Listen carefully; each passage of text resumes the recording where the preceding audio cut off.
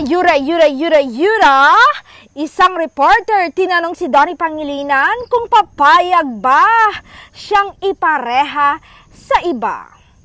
Say ng aktor, sa ngayon, hindi pwede. Darating tayo dyan, ikukonsulta ko muna ito kay Ting kung po pwede. Kung papayag siya at kung papayag, edi go. Pero sa totoo lang, ayaw ko muna. Nag-e-enjoy pa kami.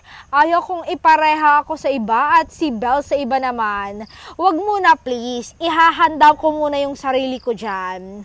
Naninikip ang dibdib ko pag iniisip iyan. Iniisip ko palang tila maha-high blood na ako.